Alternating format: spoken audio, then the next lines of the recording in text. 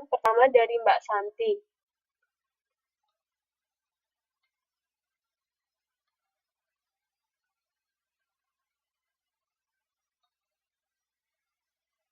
Contoh terkecil dari aktivitas politik itu adalah apa yang dilakukan oleh pemerintah. Contohnya, pemerintah membuat undang-undang di mana kita tidak boleh mengekspor dalam jumlah sekian, ataupun barang harga beras terendah adalah harga Rp5.000, ataupun harga tertinggi gula itu adalah Rp12.000. Itu merupakan salah satu contoh kebijakan atau perundang-undangan yang dibuat oleh pemerintah sebagai salah satu cara aktivitas politik yang bisa dilakukan dalam mengendalikan lingkungan ekonomi negara. Jadi, itu adalah contoh terkecil dari aktivitas politik, di mana dia memiliki wewenang merubah perundang-undangan ataupun melakukan perubahan kebijakan.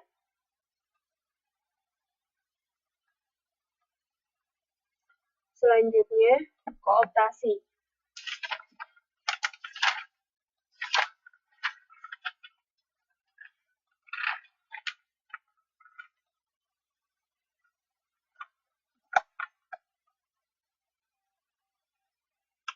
Kooptasi kalau nah itu ya sudah dijelaskan sama Mbak Lulu. Kooptasi adalah usaha untuk mengadopsi seseorang yang dianggap penting bagi lingkungannya untuk bergabung dalam organisasi kita. Contohnya adalah, sudah pernah lihat film Indo nggak, Habibie Ainun? Nah, di sini Habibie bisa dikatakan sebagai dia adalah orang yang dikooptasi. Jadi, Habibie diambil oleh Jerman. Nah, Jerman karena dia dianggap dia memiliki kemampuan besar atau pengaruh yang besar terhadap pembuatan bahan transportasi. Nah, itu contohnya adalah kooptasi. Jadi kita mengambil orang-orang yang benar-benar ahli untuk bergabung dalam usaha kita untuk memperbaiki lingkungan ataupun memajukan usaha kita. Nah, itu contohnya kooptasi. Iya, Mbak Rina sampai udah 2 kali lihat Habibie Ainun, lihat Reza Rahardian.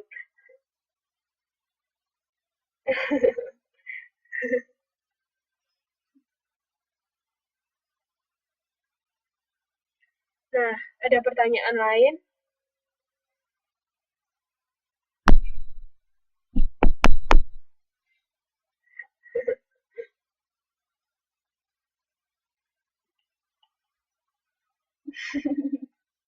Malah ngomongkan presiden.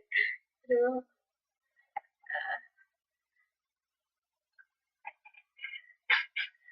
Kita lanjut ya. Nah, seluruh usaha di mana kita memperkuat lingkungan, organisasi, kita mengetahui cara manajemen seperti apa yang kita pelajari di minggu kemarin, itu adalah alasan di mana kita memperbaiki hidup kita sekarang. Karena bagi pengusaha, dia harus memiliki sifat di mana dia bisa menjawab tuntutan zaman seperti kemarin. Kita harus mengikuti globalisasi itu seperti apa sih, tanpa mengurangi nilai atau norma yang kita miliki.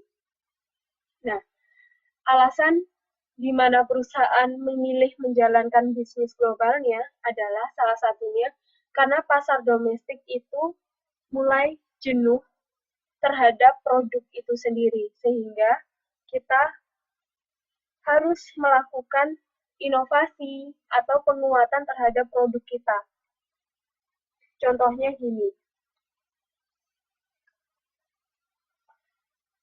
Contohnya ketika contoh kecil ketika kita merasa haus, ya. Ketika kita merasa haus, kita beli minuman 1 botol. Nah, ketika kita minum satu botol itu rasanya kita sangat puas sekali terhadap minuman itu. Kita kepingin minum itu lagi, kita minum lagi. Di botol kedua kita ngerasa, wah sudah hilang dahagaku, hilang, aku sudah nggak haus lagi. Tapi masih kepingin karena enak rasanya. Akhirnya aku minum lagi di botol ketiga. Di botol ketiga, itu nilai kepuasanku sudah mulai menurun. Aku sudah mulai nggak suka sama minuman ini. Kok lama-lama ternyata rasanya terlalu manis ya, kayak gitu. Jadi kita mulai bosan terhadap minuman itu. Yang keempat, kelima, keenam, kamu kasih lagi, aku makin nggak mau. Aku udah jenuh dengan minuman itu, sekalipun aku memang suka, tapi aku sudah nggak butuh. Nah, itu termasuk salah satu sifat terkecil dari manusia, di mana dia mengalami perubahan dari kemauan, terus tingkat kepuasan terhadap suatu barang, terhadap apa yang dia konsumsi. Jadi semakin jumlah pengkonsumsiannya dia banyak, pasti dia akan datang atau akan berada sampai di titik dia terjenuh terhadap barang itu. Sehingga kita butuh adanya inovasi atau perbaruan. Misalnya tadi aku sudah kenyang dengan minuman, sekarang karena sudah terlalu banyak minum, jadi keinginanku adalah berbeda. Aku ingin jalan-jalan ataupun aku ingin nyemil aja. Jadi pengkonsumsian kita akan berbeda pada periode waktu tertentu.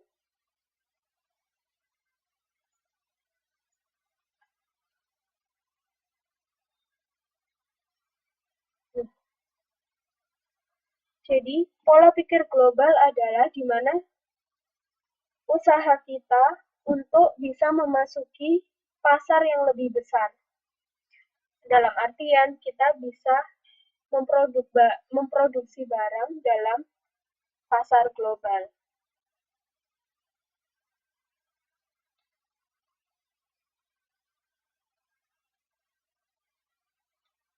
Nah, ini slide ini adalah menjelaskan alasan kenapa kita dituntut untuk melakukan proses globalisasi, karena keinginan konsumen, terutama konsumen yang sudah loyal terhadap produk kita, itu pasti dia akan mencapai titik jenuh.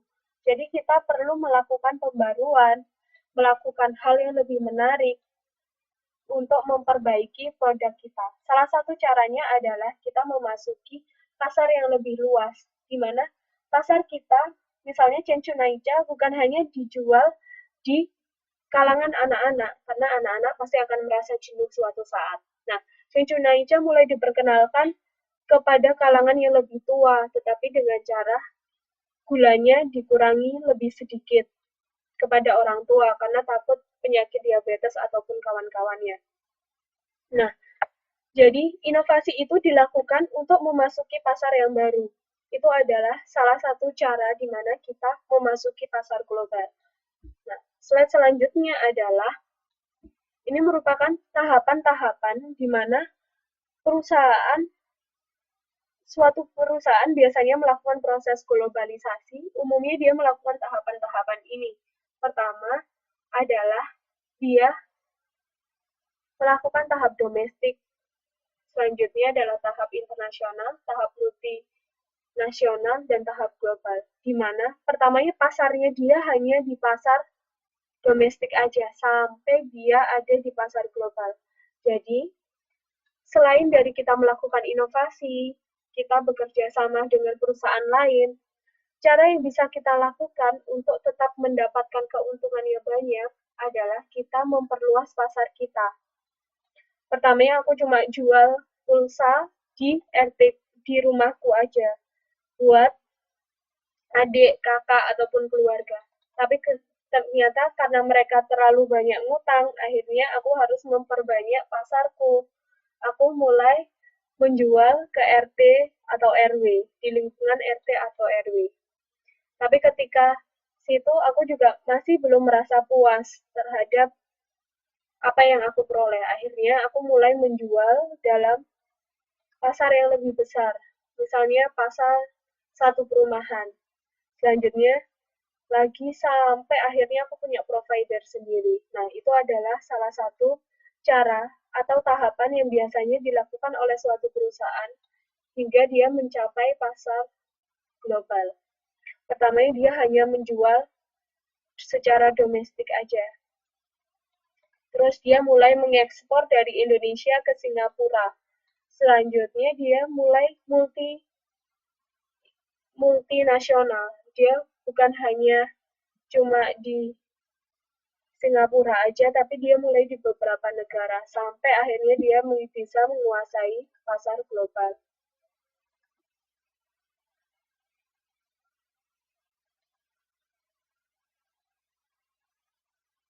Nah, untuk pertanyaannya Mbak Tia, biar kita nggak loncat-loncat, ini kita jelaskan di slide berikutnya ya. Kita sebentar. Nah, di sini adalah coba saya menjelaskan tahapan dari globalisasi itu sendiri. Ada banyak tahapan dari globalisasi itu. Pertama, dia berorientasi domestik, terus dia mulai mengekspor, sehingga dia bersifat multi domestik. Banyak daerah yang dia jual, sampai dia multinasional dan dia bisa menguasai pasar. Nah, tingkatan-tingkatan itu dibedakan dari tahap perkembangannya, dari sensitivitas budayanya, serta asumsi dari manajer itu sendiri. Nah, dari 4 ini, teman-teman intinya adalah teman-teman melihat seberapa besar sih usahanya. Kalau dia cuma jual di satu tempat, yaitu berarti namanya dia berorientasi domestik. Tapi kalau dia menjual di banyak kota, itu berarti dia mulai multi domestik. Ketika dia menjual beda negara, berarti dia mulai dalam proses multi internasional. Ketika dia menjual seluruh barang di seluruh negara, maka dia disebut pasar global. Contohnya seperti Acer, Asus, terus BlackBerry, iPhone. Nah, itu merupakan salah satu produk yang bisa masuk ke pasar global. Nah, ini yang mulai ditanyakan oleh teman-teman.